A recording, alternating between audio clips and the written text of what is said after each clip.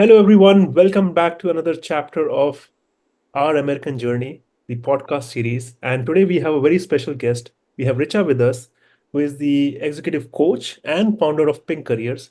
So I'm very excited to launch this conversation with her. And Richa, if you can take a few minutes to introduce yourself, and then we'll get started.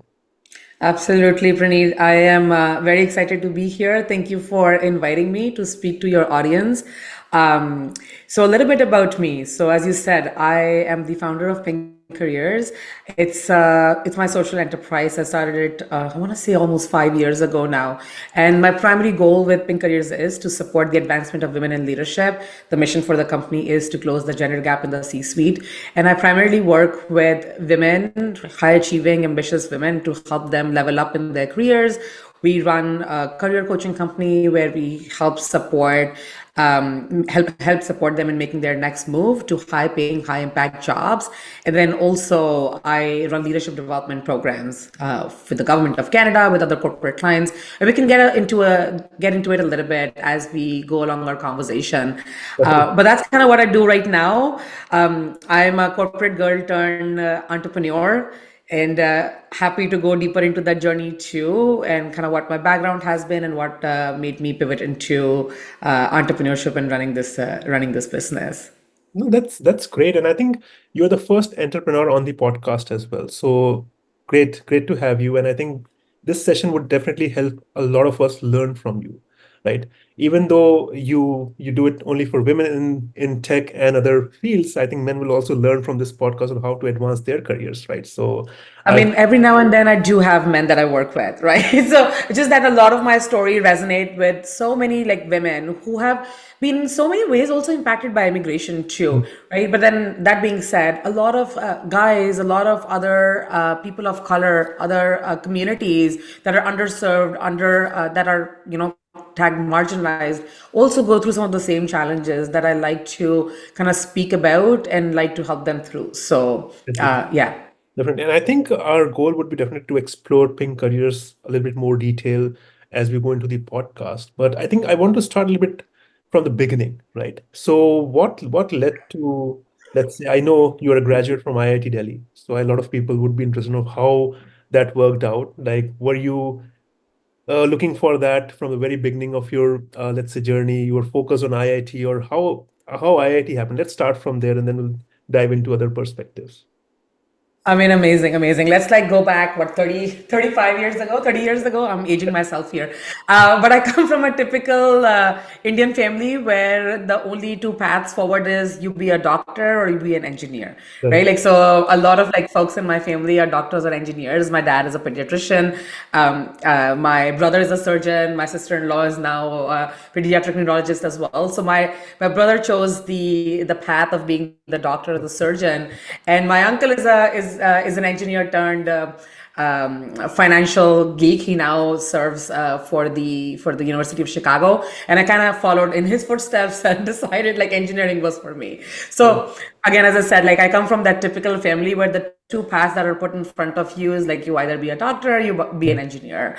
And I think like a lot of like my reasons for why choosing IIT kind of goes back to I credit this to my mom primarily. And there's this one like little story that I remember that she has told me was when I was 6 years old, my mom decided to send me to like the top school in the city. So I come from Jaipur, and she decided to send me to the top city, like school in the city at the time was Maharani Gayatri Devi School. Some of you who are from India or maybe around the north would know that. And the reason she did that was because it was an English medium school. Okay, the other big school in the city was Xavier's, and I later on went to Xavier's for my 11th and 12th. But Xavier's was the other big school, and Xavier's was Hindi medium. And I remember my mom had told me this that she struggled a little bit with English, Mm. like spoken English. And she said, I never want my girl to struggle with spoken English. So I wanted to go to an English medium school right from the beginning. So she fought to send me to an English medium school at the time. And that's how I think like she instilled in Right. these habits, or like this idea that right from the beginning you want to do like you want to do things right, you want to do things that will help you succeed, that will, you want to do things big, right? And she always kind of believed, when I was 18, she taught me how to drive a car and all of those things. And so when it came time to go to school, I mean, I think I worked hard. I was a nerdy student. I was a good student. And so if you want to do engineering, you study to go to IIT. So that's what I did. I studied for 2 years, like many do. I went to the coaching programs, and like I got into IIT. And then they asked me, like, what do you want to do? And I had always kind of grew up a little bit tomboyish. I like to tinker with things. I like to play with things. I was always running around on the streets with boys and like playing badminton and cycling. And like my mom would struggle to find me at 9 in the night. And so I said, I want to do actually, I wanted to do aerospace, right? And so I wanted to do aerospace. And then they said, mechanical engineering was big at the time, 15 years ago. And they said, why don't you look at mechanical? So I said, okay, let's look at mechanical engineering. And then I sat for my, like, depending on your rank, you get this Right, right. consultation with the professor. And they Yep. said, girls don't take mechanical engineering. We don't have mechanical, like girls in mechanical engineering. And I Right. said, that's what I'm going to do. So Right. that's what I did. I studied mechanical engineering at IIT. In my first year, I was the only woman in my class of 65, 67 boys. In fact, like 3 years prior to my class, I graduated. I was class of 2020, class of 2005 to 2009. And Right. 3 years prior that, we had one girl in mechanical engineering. Oh, So that's kind of like the start of my journey with being the only woman in the room. right. And from IIT, I got an offer for I came to US to do my master's. Then after my master's, I got an offer to work with Schlumberger, Right. do an internship with Schlumberger. And yeah, so with Schlumberger, I was also a field engineer. I started my career as a field engineer. So I would go in Malaysia. So I would go to offshore oil rigs. I worked off the coast of East Malaysia. So we'd fly by chopper, go work on the Right. rig sites, put on the hard hat, the coveralls, everything. And often finding myself to be the only woman in the rig site as well. And I did that for a year and a half, and then I was brought back to the engineering center, and then that story of being the only woman in the room continued. So yeah, I mean, like we were very few women in engineering, out of an engineering center of 1,000 people. When I got promoted into management, I used to joke around with this other lady that, hey, we are the only two female managers in this Right. whole center of like technology center of 1,000 people. And so Right. like that story has continued, and that has been like kind of the seed for why I eventually looked at Pink Careers, and why I thought, we need to change this. It is, we're like, we're in 2000, like, 15, 2017 now, right? Like it's time to change that narrative. It's time to do some do some real work to make an impact on how we are changing the gender balance that exists Mm. in corporate America right now. Mm. No, That's that's kind of like a brief kind of great. overview of my journey so far. That's great. That's great. So my spouse is also from Jaipur. So Oh. yeah, she's from Jaipur. Like my all-in-laws are from Jaipur. Everyone is settled in Jaipur. So I often visit Jaipur. So I love this place. And I think I didn't know that you're from Jaipur. So Pink City, Pink Careers, it's kind of I mean, that's amazing. That's such a coincidence. Yeah. great, great. So, like you talked about briefly about the coaching programs, right? So you mentioned that, like others, you might have also enrolled for a coaching program to get into IIT or try Yeah. for IIT. Like I clearly flunked. Even after the coaching, I couldn't make it. But so how was that? Like, how long did you prepare for? Did you go to Kota? Did you study in Jaipur? What was that? How was that? Yeah, fortunately for me, Bansal's had a coaching center they opened in Jaipur, so I didn't have to go to Kota. My spouse did go to Kota after the Yeah, first year he couldn't clear. He's yeah, from Allahabad, and so he couldn't clear his first year. So next year he's like, Dad, I just need to like focus on this, because first year he didn't. He was like, he just right, gave it. So he did go to Kota for 2 years, but I was able to study in Jaipur. I mean, I just did. It was around the time, as I said, like I was a little bit of a nerdy girl, and right, I would put my head down and just kind of work. And I liked going to school, so I know like lots of people they right, don't go to school anymore. They study 24/7 in preparation. right. I didn't do that. I liked my free time a little bit. So I used to go to school. So I used to go to school. I went to Xavier's for the last 2 years of my, for my high school for 11th and 12th, and then I in the evening would go to the coaching classes, and then would study for it. And Yeah. then at time, my mom would be like, "Go play." Then she would force me to go outside and play, and then would just go play, and then that's it. Right, right, right. So another coincidence. I'm also from Allahabad, and I think Okay.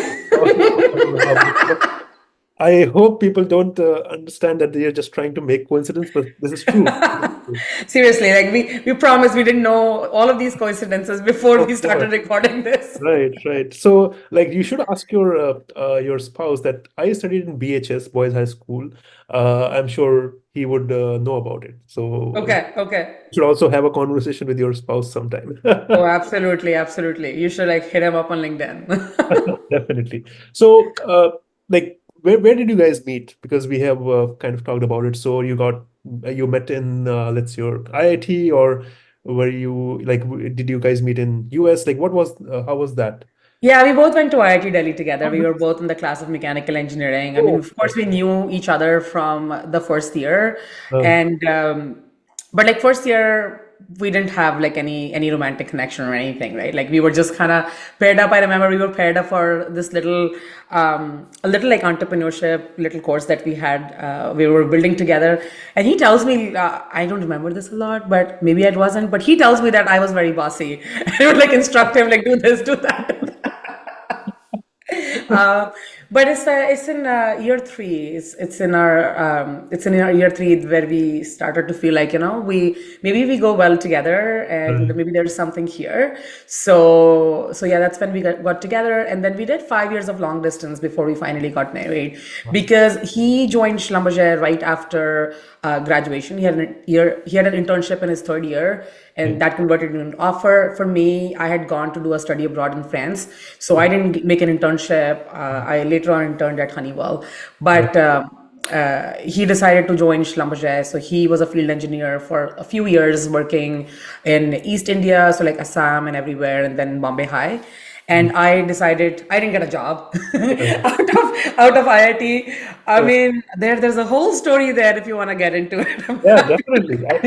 I think you stopped at a very good point because all of us, let's say if anyone who's listening from India, right, or who is preparing for IIT, the perception in mind to prepare for IIT is one, the most prominent one is that once you get into IIT, job is secured. You will get a job, right?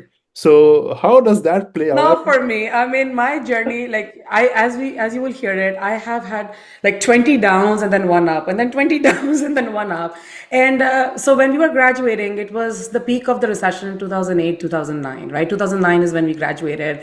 And I mean, I think I didn't get a job simply because I was stupid. Okay. And not necessarily because of recession, but really because I was stupid. Right. And we had at the time we had what's called a day zero at Mhm. campus, which means all of the best companies come to campus on day zero. Okay. Okay. So Schlumberger actually came to campus on day zero for their field engineering jobs. So they would hire like the best and the brightest Right. to do field engineering Right. on day zero. And they came and I sat for the interview and I went all the way to the last round. And then the last round, I remember they had asked me this like silly question about if the chain falls off your bicycle, how will you fix it? No, it was not that. They basically asked me like if you are stuck in the desert and like the Right. tire falls off or like the tires are flat, like how will you fix it? Something like that, Right. right? And I was thinking in my head that I have never even fixed a chain in my bicycle. Okay, so I had no idea like how would you fix a flat Right. tire, and so I really messed it up. And then they didn't give me an offer later. So I didn't get it. Day one, they come for technical positions. Okay, so day zero, they come for field positions. Day one, they come for Okay. technical positions. So Right. day one, they came again. I again like went all the way to the last round. And the last round, I really messed it up. They asked me, okay, so like, are you interested? They had this program called Tech and Field, which Okay. means they hired people for the technical center for which the roles were, and they would send like those people for a 18-month assignment to work in the field, and then they would come back with all of that knowledge to apply it to product development. And so they asked me like, would you like to do tech and field, or would you like to do field and tech, which means the opposite, where you would Right. just like work in tech center for a little bit and go work in the field. And Right. I said, for a tech role, I said I would like to be in the field. So I was Oh, like, what was I thinking? And so I didn't get the offer. And later they told me, when I asked them what happened, like, why didn't I get an offer?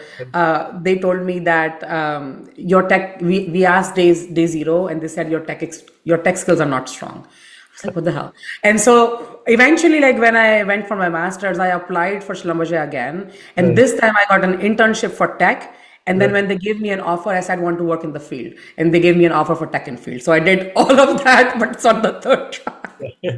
But back to like campus placements. So like day zero, I didn't get the jobs. Like I sat for McKinsey's interview at the time, ZS, like a couple others didn't Mm, make the job. BP's did the same thing, I think. Day one, Shell, all of those companies. So like until day zero, one, two, I did something or the other to mess up my interview.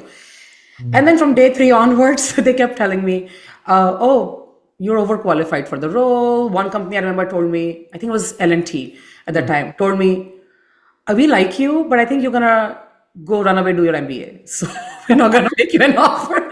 So I didn't get an offer until day 20. Like half of my class had offers, I had no offers. Like, what is happening here? Right. So I would just like sit after interview, didn't get an offer. Eventually, I got an offer with ISRO because I was the highest rank left in the room. Okay. Wow. But by that time, I'd already made up my mind to come do my master's program. So I applied for many master's programs. I got into a couple, but no scholarship. Mm, And then I got into University of Toronto with a scholarship. I think that there's like the universe like makes things happen. As I'll get into my story, like all of Canada, US, everything will make sense. right. But at the time, I got an offer from University of Toronto with a scholarship. Mm, Um, and I was going to Delhi for my visa process, mm. and I had already gotten a reject from Purdue previously. Oh, okay. Okay, That's and I was like literally sitting at the airport. We were coming from like some trip with my parents, and on the airport to right. go to Delhi for my visa.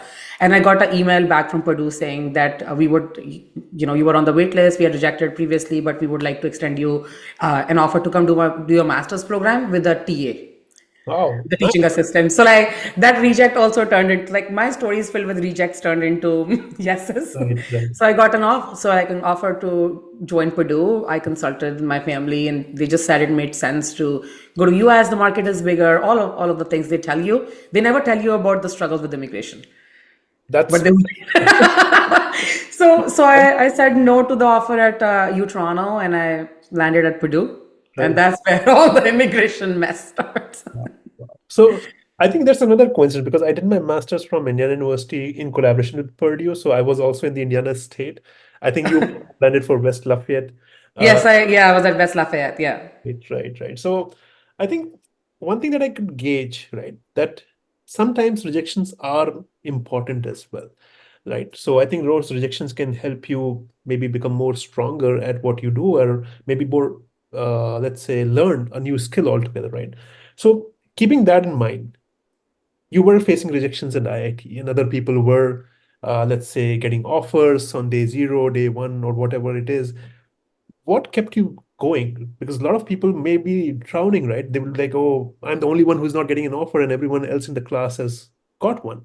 So what kept you going? Like, I think a lot of people would be facing this in their, let's say, bachelor's, even after masters, that right now the market is so bad. I talk to a lot of people who are still searching for a job, and there is a moment when you start drowning yourself. So what kept you motivated? Like, what was in your mind at that time? That's a great question. And I've tried to ask myself, in all honesty, this question quite a bit because I have shared my story on various platforms before. I've thought about like my story is full of these rejections and then yeses and rejections and yeses. And as I've reflected on it, I've realized like from the very beginning of my like childhood to adulthood to now, like from the very beginning of my career, I've always thought that resilience is my superpower. Mm, Right. So like I have moments where I've doubted my skills, like am I good enough? mm, Right. But I've never doubted my resilience. I've never doubted my ability to pick myself up and keep going. right. And there's a difference in both, right? Like we often rejections inevitably force us to sometimes doubt our abilities, as good as we may be. Right. right? As much evidence as we may have, as much experience as we may have gathered, right? But if you lose the ability to like stand up again when you fall, that's when you start to lose the game. Okay. Right. But as long as you can, like, you can cry a little bit, you can dust yourself up and you can pick yourself up again and keep going, you will only win. It may take a little bit more time for you to win. Mm. It may take a little bit more time than it is taking somebody else, but at the end of the day, you will win. Right. And so I've always thought resilience has been my superpower. Mm. Right? And I always thought, what's the worst that will happen? I mean, the worst that will happen Yeah. is if I don't get a job, I will go do another degree. If Right. I do another degree and I don't get a job, like I will go back to India. I'll figure it out. Like I've always thought like I can figure it out. Right. Right. Right. I Nobody think can take away that ability from me. right. So I think you're right. So if you are at the lowest of what you could be, right? But that thought in mind that I can jump out of it is important, right? That's what I think that should be the motivation one should get from this podcast as well. That if you're facing the lowest, it doesn't mean you can't jump out of it, right? Because that's where your resilience would come into place and your proactiveness would come into place. So Absolutely. Yeah. And like this thought that I can always figure it out. I can always stand up and nobody can take away that resilience from me. I will like figure this out. I will, if I need to work harder for it, if I need to like try other things, if I need to spend money on it, like whatever I need to do, but I will figure it out. Has served me well when I lost jobs, when the EB1A retrogressed, when it was not coming, and like throughout the immigration journey, it has really helped me with that because I knew that takes away the fear, mm, right? Like that takes away the fear. And I'll give you an example. A lot of people, especially like the ones on visas, they really fear showing or being who they are authentically at the workplace, or asking for more in the workplace, or asking for that promotion, asking for that raise, because they always have this fear that if I ask for more, if I ask for that raise, if I disagree and my boss doesn't like me or my right. boss's boss doesn't like me, like I'm going to lose my job, right? But when you live with that fear, then you're playing small. And then Mm, when you play small, then you start resenting it. mm, And then when you start resenting it, that's where like the downfall happens. right. Right? That's when you have regrets. I think I never feared that. mm, Even though I was on a visa, I was on a L1 visa. Like, so if I lose my job, I'm going to go back to India. So what? If I go back to India, I'll figure it out. right. So I never like let that fear prevent me from like talking about what I want to talk about, from being loud, from expressing my opinion, from asking for the raise, for expressing my discontent with something, for really like showing authentically like who I am and what can I do for this company and how I care, Right. True. Very true. and asking for what I want. And so like that's why that also attracts opportunities for you. So to sum it up, I think I have read it in your post and also in the questionnaire. It's a fearless self-promotion that you're It's a getting. fearless promotion. It's a fearless self promotion. Right. So be what you want to be, right? Don't take yourself like on make yourself small because maybe visa issues can play at or maybe the boss wouldn't be happy. I think I completely agree, and I think sometimes being honest about things can really help you in the long term, rather than just Yeah, agreeing to everything that you come across, right? Uh, absolutely. Makes sense. So I think we have kind of covered your educational journey, and I think we still have one more thing to go because you did your IIT, like mechanical engineering from IIT. You came to Purdue to do your master's.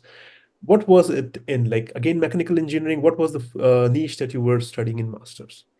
I think the same like ups and downs didn't end once I come to Purdue either, right? Mm, It continued through Purdue. It has continued through my MBA, and at Purdue has been pretty interesting as well. So like at Purdue, I got a TA-ship to mm, with a teaching assistant. So my tuition waiver was contingent on me actually okay. getting a research, like some sort of a research work. Right, right, So like all even my TA-ship was contingent on getting some sort of a research work, right? So I came here for my master's and I tried to explore like a professorship, like that would, excuse me, a professor who would give me some sort of a research. That way I can continue my tuition waiver, I can continue my TA. So I started working with this professor who is still very, very well known at the university. I'm not going to name him, but very well known, brings a lot of money for the university. And he said, I'm not going to pay you anything, but for the RA, because you already have a TA, but I right. will give you this research opportunity. I was like, great, absolutely. So then I was like studying, was doing my TA-ship, the 20 hours that Yeah. we Yeah. do. I don't know if that has changed now, but the TA-ship, and then I was doing the free research work for him. Okay. But the challenge was like, I needed to get an internship. To be Mm. able to get a full-time offer, I needed to get an internship. So I couldn't afford to spend my summer doing free research for somebody. Yes. I needed to get an internship though I can convert that into an offer, because like, let's be honest, getting an offer as a F1 student is damn hard. Okay, it is hard. Okay, especially as a mechanical engineer with CS background, sure, a little bit easier, but mechanical, it was hard then, it is harder now. And I had an offer from Schlumberger for an internship. So I went for my internship, and with the research, what was happening was my research topic was never fixed. Every 3 months, the topic would change, Wow. and the lab had an unfortunate kind of precedence of master's students staying for 3 years, PhD students staying for 7, 8 years, just like really like extended timelines. And I just couldn't afford that. I needed a job after my master's. And so after a year, nothing was working out. And I asked him, I have an internship. In 2 years, I need to graduate. So can we either we like fix a topic, or I want to change to a non-research master's? And that created a lot of turmoil, a lot of disagreement. It didn't really go well. He didn't necessarily want me to go. It was free research, and all the way until like I actually had to go to the ombudsman of the university and try and find a way out. And then that helped me like find another professor who was willing to go against kind of him and take me under his kind of wing to do the Okay. sign-offs and allow me to move out. But I had to really like fight to get out of that situation. And again, that was one of like the low points in my 2 year master's journey. But like to find, you gotta find a way. If you gotta find a way, like the alternative was either you just stay there for 3 years and then hope and pray for an offer to come through, or like I needed to take this offer, so like went to ombudsman to make that happen. And then a friend connected me to his professor, and the professor was kind enough to bring me under his wing and change my TA-ship to RA, because I lost my TA when I stopped working for that Yeah. professor. So for the last 6 months of my master's, I worked in the wing of another professor altogether, completely different research topic. I worked on carbon nanotubes, MEMS, NEM systems, completely different than what I was doing previously. But we published 2 papers, we published 2 journal articles. Like he worked with me to really like help realize what I was capable of. And I think that's what good professors, good managers do for you. Like good managers give you opportunities to really thrive. Right. And eventually, when it came time for my EB1A application, all that, it is my professor who worked with me for the last 6 months that I credit to bulk of my recommendations. Like he wrote my recommendation, he connected me with 3 independent recommenders that gave me the recommendation. That application was not possible without him. Wow. And I hadn't talked to him in 10 years, right? So then when I reached out after 10 years or 8 years, and he's like, yeah, Richa, I absolutely remember you, happy to help in any way. Wow. Right? I just want to give a shout out to good professors because they're few and far between, and then also to excellent managers. Like my first manager at Schlumberger was excellent. Mm. I'm in touch with him. He was my manager during internship, and I remember during internship, I was responsible for something Mm. like creating this like physical product, and I'd ordered wrong parts worth like $2,000. Oh, And at the time, it's like $2,000 seems trivial, but right. like 10, 15 years ago for an internship, like that was that was pretty big. And he said like, it's okay, things happen. Right. I'm glad you realized the mistake you did. Let's do a retrospective. Let's make a presentation to teach others like what needs to happen and order new parts. Makes sense. Right. And then that just allowed me to see like, wow, okay, this was allowed me to see like what I need to do differently. Like what does good leadership looks like? Ultimately, as I moved into people management, I emulated some of those good things. Right. Like on my first job, like first full-time job was another excellent manager at Schlumberger. At that time, I made a $50,000 mistake in testing, right? Like I blew away a full tool in Right. testing, right? Because I had made something in design, and the same Right. things, like things happen. I'm glad that we caught this now. Then we did it in the well, do a retrospective, teach everybody else, and then fix the design and move on, right? And so again, that's all is to say is that we need good managers, we need good workplaces, and the fact that good managers exist Okay. Exactly. If because sometimes I hear also from clients that I don't want to like get stuck. Especially the ones who have been stuck in a toxic environment for very, very long. They're like, I don't want to jump because what if the other environment is as bad? Right. And this is something another great manager had told me, and I've taken to heart that for every bad manager, there are 10 better ones. For every bad workplace, toxic workplace, there are 10 better ones. You just haven't found that better one yet. True. Very true. Very true. Okay. So don't be afraid to explore if you are not getting the support, the environment that is allowing you to really, really thrive now, where Right. you are right now. Don't be afraid to jump ship Makes because there's a better opportunity waiting for you. definitely. Definitely. I think you raised a very good point that great mentors, leaders, or let's say managers are very important in shaping your journey. Right? You can definitely do the all the hard work. You can definitely upskill yourself, but a leadership or some kind of mentoring is always important to shape the career that you really want to pursue, right? And I think this is where I would try to get a little bit more into pink careers, right? Because being an executive coach, right, yourself, you come across a lot of different clients, maybe people like us who are in the job market or looking for a job or already in a job but want to switch.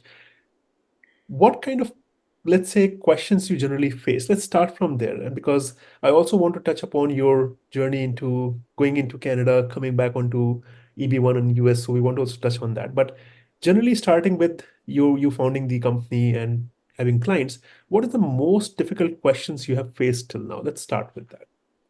So I want to say like I wouldn't say like the most difficult, but the most common question that I face is I don't know if I have the experience to Hmm. apply for that job, Yes. especially because there are so many other ex-FANG in the market that I don't even have the experience. Like I don't have that experience to match the ex-FANG. So how will I even compete and qualify against them? So that is like the most common thing that I hear, or the most common challenge, people doubting themselves, Hmm. of doubting their own abilities. And these are people who have gone to like some big other like big Fortune 500 names.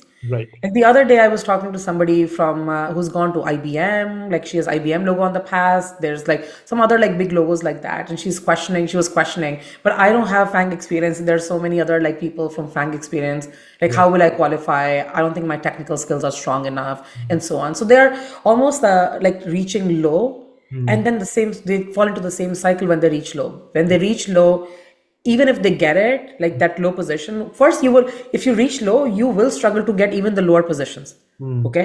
And it's like it seems counterintuitive, but if you're like underselling yourself, Right. you will not be fully vested in that process, you will not really be stretching yourself, and that like shows up in Right. the interview process, it shows up like in your preparation. Right. And so it makes it like that much harder to even convert the lower positions. Right. Okay. And when you convert those lower positions, then you're resentful because you know you are capable of more. Right? Very true. Like Very true. you're resentful, and then you're like, then you feel stuck because you're like, I had such a hard time even converting this lower position. How could I've even gone for the higher one? And so like this subconscious cycle that you get stuck into, and I've seen this over and over again. So part of my job as a coach, as a executive coach, as a career coach, job search coach, you can call it whatever, is really like for people to get really in touch with and really deeply understand what their experience and expertise is, and Right. at what level. Right. Okay. What is like big results that they've created in their experience. Right. Okay? And really like soak into that and believe that, because once you believe that, then you can see Yeah. that happen. Believing in yourself. And I think I wanted to ask this question because I wanted to understand who your mentor was, right? Because after your master's, you also did your MBA from Rice, right? Yeah. Getting into Rice is difficult, right? It's one of the best universities. Even Purdue is one of the best universities out there. So, were you also having a coach somewhere around that time who was guiding you? Okay, well, maybe Richa, believe in yourself. You have a master's, you have a bachelor's. Why don't you do your MBA? That's why I wanted to ask this question, like, who was your coach, triggering you or maybe shaping your path forward? Yeah, so up until I started my business, I didn't have a paid like coach per se, okay? But I had many, many mentors. I had many, many mentors, and those mentors really, like, your parents are your mentors. As I said, my very first mentor was my mom, and when she put me up for English medium school, to like friends who, or like my uncle has been a big mentor who I always saw, who had gone to IIT, himself, and then he was doing big things in his career. My grandfather has always been my mentor. So my parents, my grandparents, like I'm fortunate enough to come from a family who's always who's never treated me any differently from my brother. Mm. Like almost they think that I'm probably like 5 steps ahead in terms of like the things that I want to try and like the boldness that I want to try it with, right? So they've always given me those opportunities to be independent. And I think those are my first mentors. And then as I got into my like my corporate life, like, I was fortunate to find Schlumberger. I still say Schlumberger was one of my, it's like my sweetheart. Like, I really had a really, really good time, 10 years that I was there. I progressed quickly. I had opportunities to do great things. I had mentors, great managers. I saw each one as a mentor. Okay, like I'm in touch with some of like my best managers over there, and they've taught me like many, many things along the way, and I kind of use that to really see like what's possible. And then I listened to podcasts quite a bit, and then I would consider like Indra Nui as a mentor. Like, so all of these people that I would also consider a mentor. Right. A mentor doesn't always have to be like a paid One like person. mentor, right? Now that I'm working on building my business, I have been consistently working with coaches. Okay, because like when you work with the coach to kind of figure out and hone in on a certain skill. Okay, and fast track your timeline, learning from the experiences of those kind of coaches. Okay, like you're trying to compress their 10,000 hours into your 10 hours. True. Okay, that's what you're paying for. Like that's why like the best coaches charge you not for the time they are spending with you, that you are paying them for the time that they They have have spent building their expertise. exactly. Okay, so like in the last 2 years, I've paid my coaches like $15,000 upwards, simply because they have done where I want to be 5 years from now, right? And so like I'm trying to steal their hours, so I'm paying for their 10,000 hours. I'm not paying for the 10 hours they spend with me. Right. I think like that concept is like so hard to Yeah. teach, Yeah. to like internalize that. And especially like when people come, sometimes like I have these consultations and people ask me, oh, like, so are we gonna spend 5 hours together? And I'm like, are you like really paying for 5 hours? Or are you paying for my 5,000 hours? Makes sense. Makes, Right? yeah. So, like, to your question, coming back to your question, majority of my mentors, all the way up to when I started my business, were all like my family, my friends, Mm. my managers. I've always wanted to do an MBA. Again, back to because I looked at my uncle, and like he did an MBA and did so on X and Y. I just looked at other sort of informal mentors in my life, and they all did an MBA. And I Mm. always thought like education doesn't go waste. I had done my master's already. I'm not a very technical person necessarily. I don't enjoy that aspect of things. I enjoy like the business aspect of things and connecting the technology to business and what does that mean on the macro level and all of that. And so MBA was just that natural progression for me. And so I did my MBA. And there's again a whole story there. Like I did my MBA while I had my kid, and how I manage all of that is again looking at how others like story, just kind of trying and find stories Mm. of other people who have done it. And Right. that's something that I will credit to myself. I've always kind of, whenever I feel like this is the first time something is happening, I'm like, that's not possible. Like I'm sure others have done it too. Okay. And maybe like one or two other people have done it, but I would like dig and I would try and find who has done it or something similar, because Yeah. if they can do it, I can do it too. And if I am the very first one to do something, so be it. Then I can be an example to somebody else. But I've always like hunted for other people's experiences. Like I remember back in Schlumberger, I'd purposefully go to like any focus groups that were called to, or any like management meetings or whatnot, or town halls, and I would look at these other women who are like at senior positions, and I would ask them like ask them to share their story. And I was always trying to figure out, are there other examples that I can find where Mm. like these women have kids too, and these women have spouses that work too, Right. right? And I had a hard time finding those. Mm. I'd find some and then I emulated them, but I generally had a hard time finding women who were at senior positions, who also maybe had like families or had spouses that were working and not like following them. And that's kind of that inspired also pink careers. Like I want to be that example for other women that Right. women can have it all. They can do it all. Very I true. mean, I did my MBA while I was working full time. I got promoted, and I had my kid too. I had my first kid at like right about half mark in the MBA school. Right, I filed my own green card while I worked for while I was working full time. Like you I you need a partner that is very supportive. Like Right. my partner is 50% supportive. Without that is like impossible, I think. Right? Like you gotta have a partner that is you have to gotta have a support system Support is all I'm system. saying. Right? Whether it be your partner, whether it be your family, like our parents came and supported us with the kids for a year while I was in school. They were taking care of the baby at home. So you need a support system. If you can pay for it, great. If you can get help from home, great, right? But you gotta figure out a support system, and then we can all have it all. Very true. Very true. And I think it applies to every individual. Every individual needs a support system because to thrive, they need that support, that guidance. Otherwise, things would just be all against you, right? And you can't fight each and everything, right? Yeah, you can't find all the headwinds, right? You have to have some tailwinds as well. Exactly. And I think that kind of leads me to this section where I think a lot of people, and even I'm very interested to learn that you were in US making a big career, right? You were at Amazon. You have been doing uh, like leading the tech and other platforms, other companies. And then you did your MBA while doing full-time job, which is again a difficult thing to pursue, but you did it. So what led to you leaving US and going back to Canada? I think a lot of people might have this question that what happened? Was immigration the issue? What kind of led to that incident? Or I would say it's incident because you're now back in US. So let's take it as a situational thing. So what happened? Why you need to head to Canada and then come back here? Yeah, so I decided to file for so I did both my NIW and EB1A and I got approval on both. And I decided to do that when I was at Schlumberger. So, kind of like a little clarification. So, I Mhm. worked with Schlumberger until 2020, until the pandemic hit. And I Oh, filed for my green card while I was at Schlumberger. oh, And because the green card, the date didn't get current, and because my husband was let go, there were circumstances oh, where like he couldn't work in the States anymore. So we decided to move to Canada. So I'll share a little bit about that right. in a second. Amazon only happened like when I was at in Canada. That's when I started working for Amazon. Oh, But like coming back to like the origin of why like I filed for my green card and kind of why we moved to Canada. So like right about like 2015, 16, I had been on my L1. I worked in the US on L1A visa. So as I said, right, when I started with Schlumberger, it was in Malaysia. So when I came back to US, it was on an L1A visa. When I first started, I thought it was like a great visa, right? Like, I mean, it's great. The spouse can work. And my spouse had this individual L1A.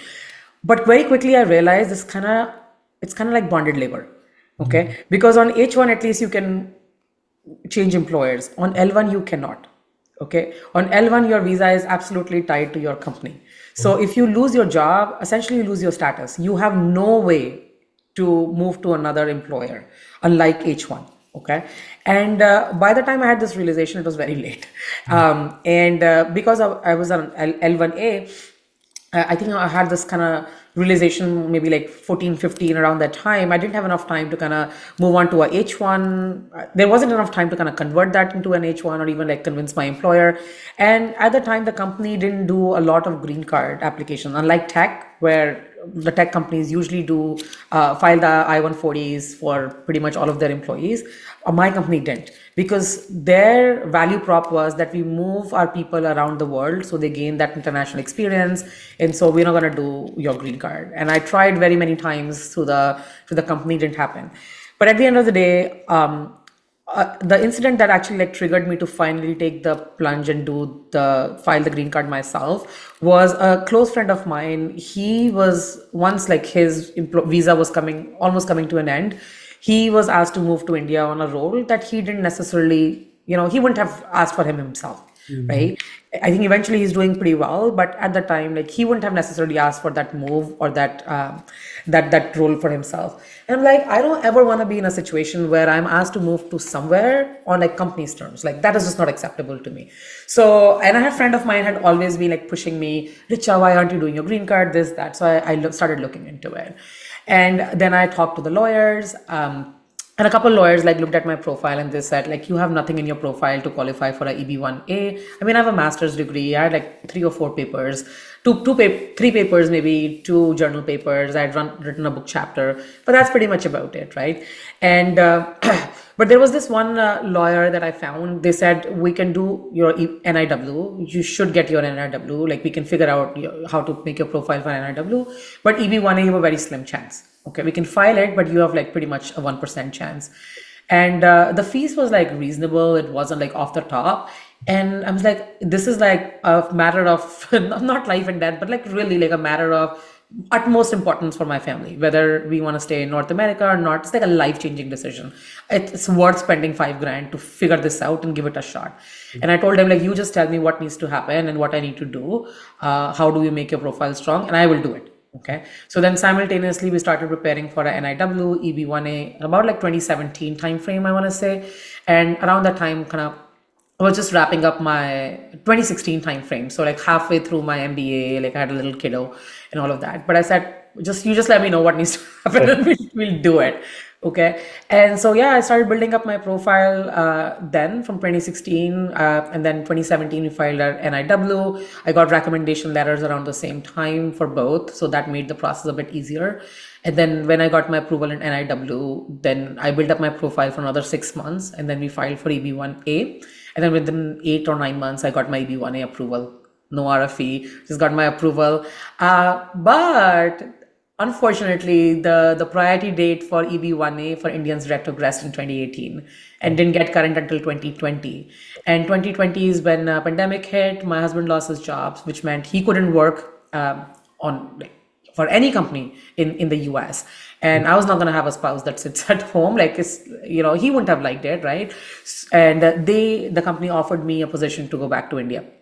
And fortunately for me, I didn't want to take that position. It was managing a bigger team, but I was not I had never worked in India. I didn't want to work in India. I wanted to keep my family in North America.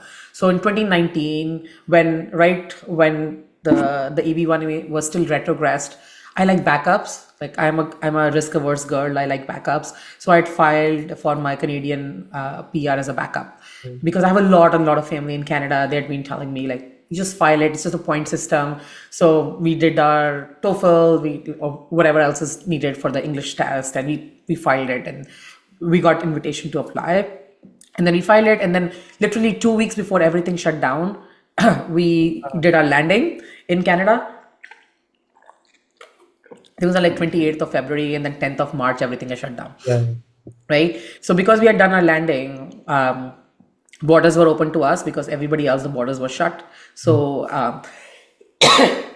like in 2020, when my husband lost his job, I told my company, I'm not moving to India. Right. Please give me my severance and we'll part ways. So we parted ways. I got my severance. And then we just moved to Canada.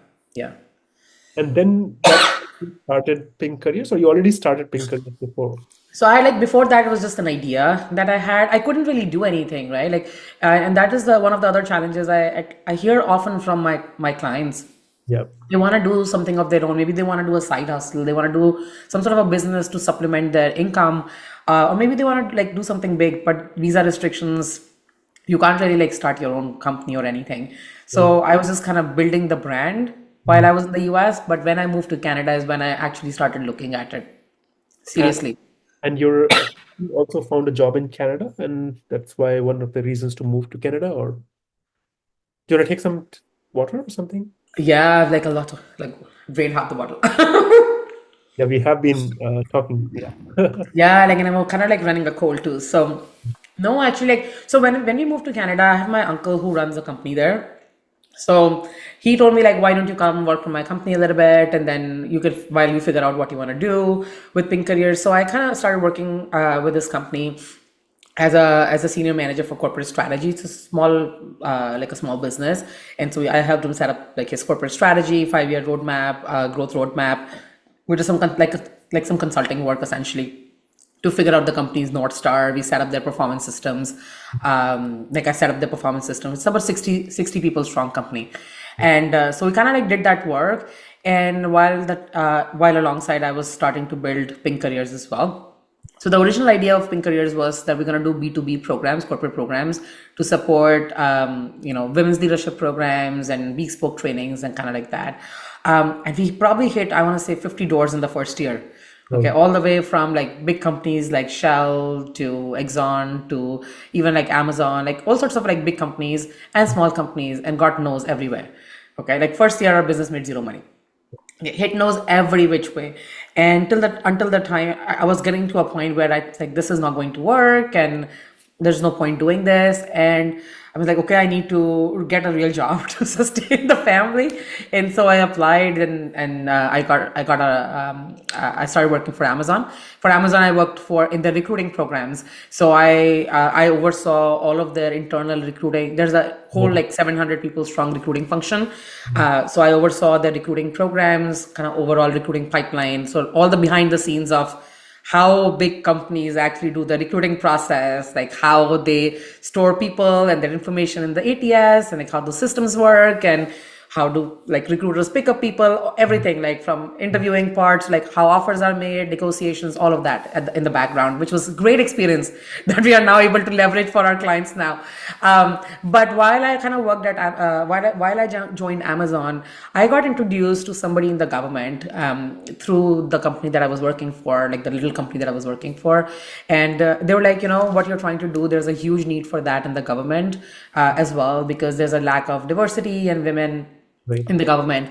And so I got that one connection made, which I met with this lady like in the middle of pandemic where nobody was meeting anybody in person.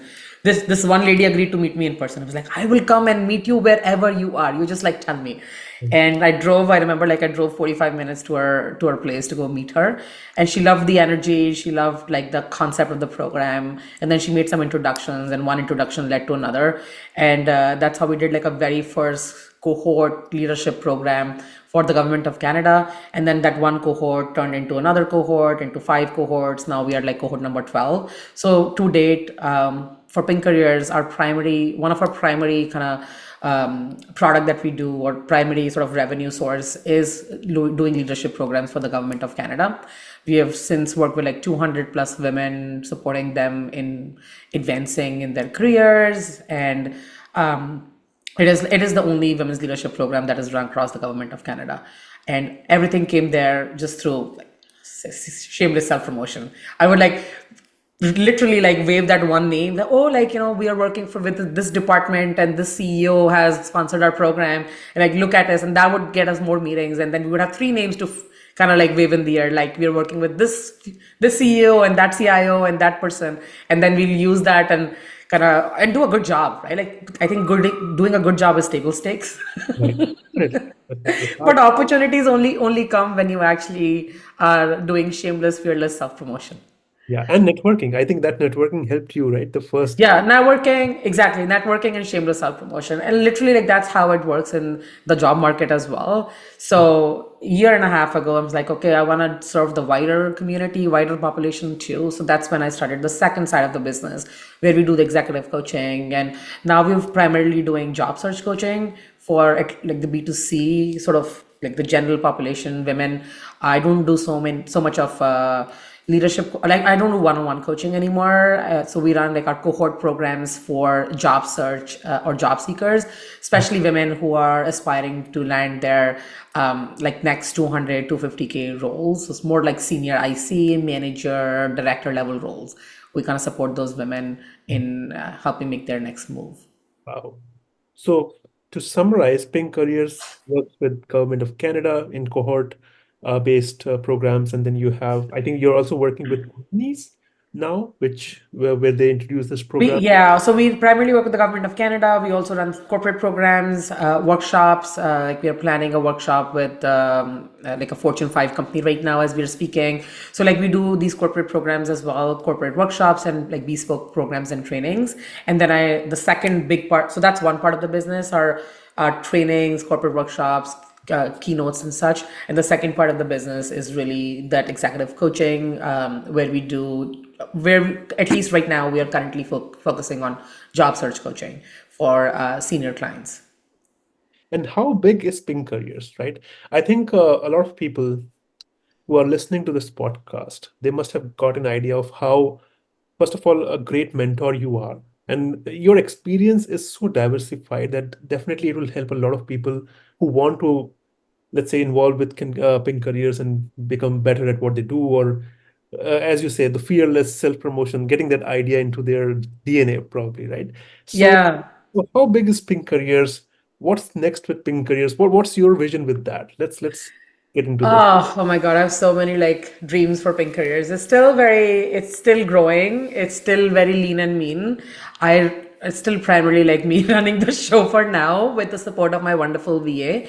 And then like we partner with a lot of like other women leaders and other like I'll give you examples of like how we do those partnerships, and those are the like our facilitators are the one who teach. So the way like I created these programs are like I have created the curriculums, the whole like program. We run the mechanics, the admin, everything else, and then it start by like we have enlisted senior level like female leaders at director and VP level individuals, and they come and teach the programs.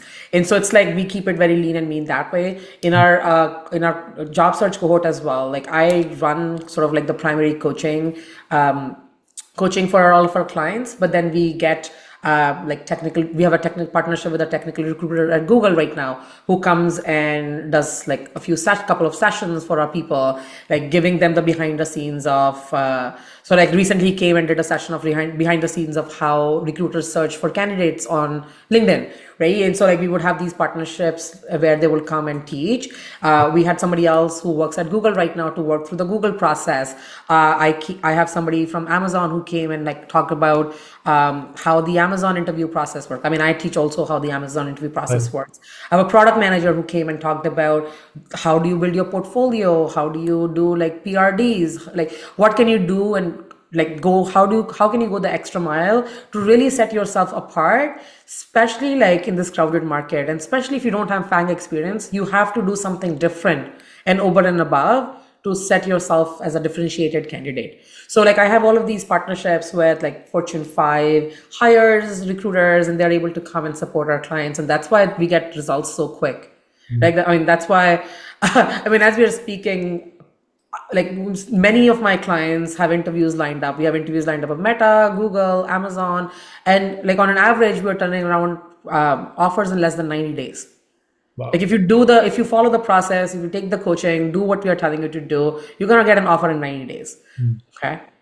And like all of that is possible because I know like the behind the scenes of working because of I worked at Amazon and recruiting programs, but also because we get all of these like great talent who come and share like the behind the scenes of like how things are working, what hiring managers are thinking, what they did to get into these really prestigious companies. Right. And I think there's so much power in that, like that cumulative wisdom to help you move forward. So that's kind of where we are with Pink Careers. As I said, it's still pretty like it's lean and mean. It's growing. I mean, to give you some sense, like this year we're gonna break about 500,000, a little bit more than that in revenue. It's a Our costs are very very low. I mean, very ridiculously low, which is great for now. But then where do I see this going? Any which ways, right? Like I'm still kind of like figuring out what that vision needs to look like. Maybe it will look like we'll do cohort-based trainings and programming for like tech professionals, but like again, primarily focused on women and POCs and other minority communities. I think that will always remain a focus, but like maybe like it'll grow like more of a sort of like a Maven type platform. Or I've also been exploring adding like an agency component to it so that where the hiring becomes even easier and where you're connecting this talent with the with the top companies through some sort of a agency model. And the last model I've been exploring is outsourcing, outsourcing or placement services. Right. And like placement services, outsourcing companies, at least in my experience and every person's experience who has had experience with like outsourcing companies, is terrible. Yeah. Okay, they do like very generic like coaching for Yeah. their for their executives, anybody who's like being provided the outplacement services. And I think there is a real like that area, that industry is ripe for change. Like Mm. it's like craving for change. We Makes need like we need like people do real coaching for folks who are being provided these outplacement services. And right now, like what's being offered is just not enough. So that's another area I'm exploring. I haven't really thought through what that will be, Right. but these are three big areas that I've been exploring. No, I think with what you're doing, a lot of people aim for this, but to make it actuality is difficult, and you have proved that this model works, right? I think a lot of people see coaching is should not be something that should be free, right? But I always think that coaching guidance should be should have some cost. So that's why then that's when people get more indulged in it, and they know that okay, they're paying for something and they'll get something out of it, right? So Yeah, I that mean, there's a lot of free resources too. Like as you have seen on my LinkedIn, and as I get like messages every single day. Like I remember one message I got was from this guy who told me, Richa, just from your free post, I negotiated a $60,000 raise in my yeah, I offer. know that. Right. And so I really, really purposefully strive to put out content that is like real. I share my best stuff on my free content because I know like I have been that student. Okay, I have been in that place where we cannot afford $8,000, $10,000 program. Okay, so in that case, you are paying with time, right? Because you don't have the money, you're paying with time. So I think there's enough fluff out there. I try to do my best there so you can get value and hopefully, like you will get the results, but you will pay a little bit with your time. Okay, but first, as we get excuse me, as we elevate up in our career and as we get more senior, we have less luxury of time and then we pay with money, right? Like, so if you want results, you either pay with time or you pay with money, right? So if you want faster results, then again, you're buying somebody else's 10,000 hours to get that result faster. So that's the choice that you need to make. Where you are, how much are you willing to invest in stealing somebody else's knowledge and time, and whether you want to pay with your time. Yes, you can do it, or like I tell everybody, you can do this by yourself. Also, it's gonna take you like it may take you a 6 months, it may take you a year. But like if you have the smarts, if you have the experience, you'll be able to do it. If you want to do it in 3 months, let's join forces and we'll make it happen. Definitely. Definitely. No, I think what you're doing is commendable. And I'm sure a lot of people are already getting benefited from it. And I think a lot more should look into this. At least start looking at your free content, right? And then start divulging and get more out of your program that you offer. And I think as we are nearing the end of the podcast, I think first of all, I also want to thank you for taking the time. I know you're busy, right? You have so many things going on, but you took the time. So I really appreciate that. And as we are nearing, one thing that I want to ask you is what advice you have for people who are listening to this. Let's say I give you an example. I'm an executive, or let's say a tech software engineer, right? And I want to go into that C-suite level, right? Let's say I have a plan for 10 years, but how can I shorten it to do it in 5 years? Like what would be your advice for that? I think the first piece of advice that I would tell anybody is one, believe in yourself. Okay. And second, don't let anybody tell you that this is not possible. Mhm. Yeah, that's Don't let anybody tell you that this is not possible. And if you have people who are telling you this is not possible, go find the people who will tell you that this is possible. exactly. Talk to people who have done this, basically. So like if I can circle back to like why I believe like I have been resilient all this while, because I've purposefully gone and found people who told me that this is possible. Like when somebody says it's not possible, ask why not. Right. That's a great advice. And I think being open to ideas, being open to advice, being open to finding good mentors is important. It's the key, right? And as I think you were focusing on like this fearless self-promotion, right? I think I have learned that. Like, I think I should start doing it more. So thank you for that advice. And any final words before we end this podcast? I think once again, thank you so much for taking the time. I think a lot of people will appreciate the advice, the journey that you have gone through, and what you're planning for. So, any final words before we end this? I really appreciate you calling me on this podcast and providing me this platform to share my journey. And hopefully, some people will get inspired and take action for their own journeys. And really, that's the final piece of advice I want to leave everybody with. Take action. Okay, you can dream all you want, but dreaming is not going to take you where you want to get to. Dream little, take more action. Then dream a little bit more and take action. If you ask me, like a year ago, what do you want Pink Careers to be? I would say I wanted to be like a $1 million business. That's it. Like I still remember that conversation. I was repeating that with my husband last year, last night, and I was telling him like, but this needs to be like bigger than $1 million business. And he's like, why does it need to be bigger than $1 million business? And I was like, why not? Yeah. Right. But at the time, like when I was first conceptualizing it, dreaming about $100 million business was just too hard for me. Okay. That was me. Right. But I could dream a little bit. I could dream about how I can take it to a million. And Yeah. then now I can dream about like something bigger. So if I dream like too much, you can get stuck in analysis paralysis. Dream a little and take a lot of action. Take a lot of action. Don't be afraid of failure. Maybe that's the last kind of word that I want to leave everybody with. Don't be afraid of failure. Okay, don't be afraid to fail and fall down. That's just a redirection. Yeah. Dust yourself up, cry a little bit, dust yourself up, and then jump back in. And Failures then are the you'll be step to done. success, right? So Yeah, yeah. that's That's what what I makes want to leave it you a tough with. one. Absolutely. Thank you, Richa. Thank you for taking the time, and I really appreciate it. I'm sure a lot of people will learn a lot from this. So Thank you, Preeti. Thank you for having me on the podcast.